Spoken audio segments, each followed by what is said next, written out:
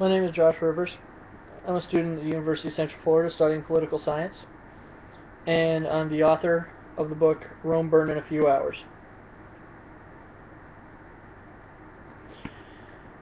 I wrote this book, I started last year as part of the National Novel Writing Month that's held every November. It's a challenge to write a novel in 1 month. I spent the rest of the next year publishing it, editing it, finishing up the finishing touches on it, and it was released on October 26th of this year. I'm going to read the prologue of the book to give a little taste of what the book is about.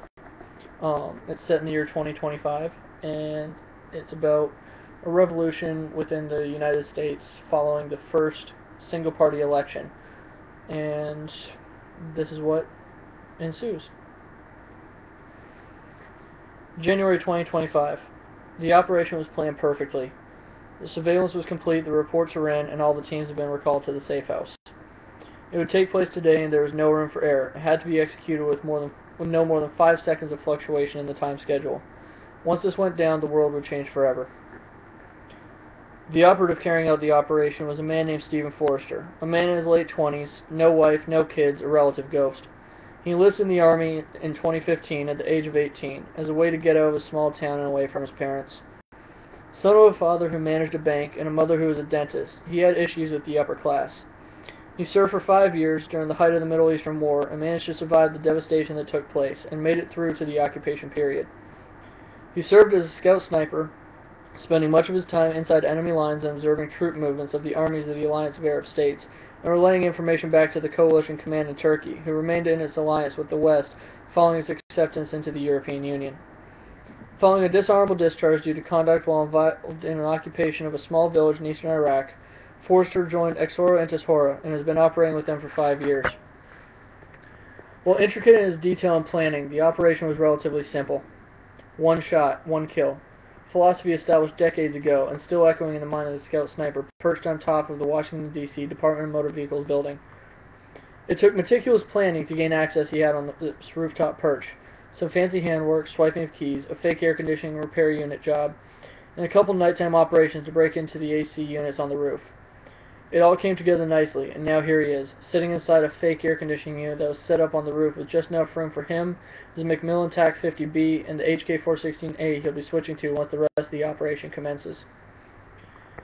Ever since the United States implemented the constant drone surveillance in 2019, getting away from the scene of a crime has proved impossible. The crime rate in the U.S. has dropped by 30% in the first 2 years that it was implemented. No one risks crime anymore because it's impossible to escape their ever-watching eyes. As soon as a crime is reported, the drones have surveillance of the last 30 minutes of that location and immediately begin tracking anyone that could be suspect of the crime committed. It's because of systems like this, the invasion of privacy, the elimination of personal freedoms, and the creation of this new invasive system that the plan is taking place at all. Stephen checks his watch and marks the time. Base Command, this is Viper 1. Please confirm final operation commencement, he says into his lapel microphone. It was a risk to use the radio communication with the surveillance protocols, but it was a risk that had to be taken. Stephen has been in the perch for 2 days, and if anything had changed, he had to make sure that it was still to take place. Viper 1, you're hot, weapons free. Stephen nodded to himself and felt no need to reply, no need to risk any more signals and pinpoint his location. He knew the transmissions were encrypted and it would take hours to decrypt, so the plan could not be stopped even if they did figure it out. But no need to risk giving away positions. He pulled a string and a small hole opened in the side of the AC unit. The hole was just big enough to give his barrel a spot to stick out and his scope to see the target. As soon as the hole opened, Stephen found the first target in his scope and mentally marked the position. A few seconds later, he had honed in on the second target and his shot was prepared.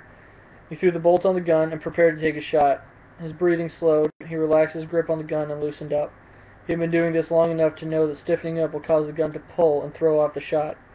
He held the mill dot on the top of the target, and a little less than a mile of the target's head was a decent size in his scope. The target stood up and walked to the front of the stage, and that's when he heard it, the roar of the crowd. The hundreds of thousands gathered on the National Mall, ready to witness the swearing in of the President of the United States.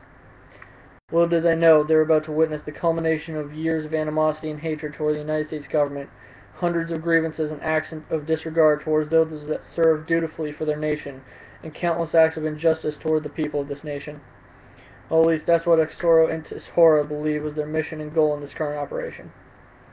President Jason Mitchell and President-elect Michael Barker stood next to each other in front of the U.S. Capitol building, side by side, two figures representing the tyranny that has become the United States government. Forrester lines up the targets and wraps his finger around the trigger. An announcer welcomes the two men and begins the ceremony. The Chief Justice approaches with a Bible in hand, preparing to swear in the new president. The trigger pulls back, the hammer falls, and a loud crack echoes inside the small box Stephen Forrester is confined in. The bullet exits the muzzle at a rate of 2,700 feet per second, just under 2.5 times the speed of sound. By the time the crowd hears the crack, President Mitchell is lying on the ground, his head nearly gone from the impact of the .50 caliber round. Before the Secret Service even has a chance to react, a second shot is heard. Forrester had already taken aim and fired on the President-elect Barker, and he was already lying in a pool of blood next to Mitchell. The crowd is going crazy as the Secret Service tries to secure everyone on the platform. 3 more shots ring out, and the Chief Justice, Vice President, and Vice President-elect have all hit the floor, dead. Forrester then pulls on the string again and closes the window up. He secures his rifle and settles in to wait his command to open back up. That's the prologue of Rome Burned in a Few Hours. It's available on Amazon.com. You can search Rome Burned in a Few Hours, or you can search my name, Joshua C. Rivers. I hope you enjoyed the prologue of this book. And I will be beginning my next book that I will be writing quite soon. I hope you take a look at it and hope you enjoy it. Thank you.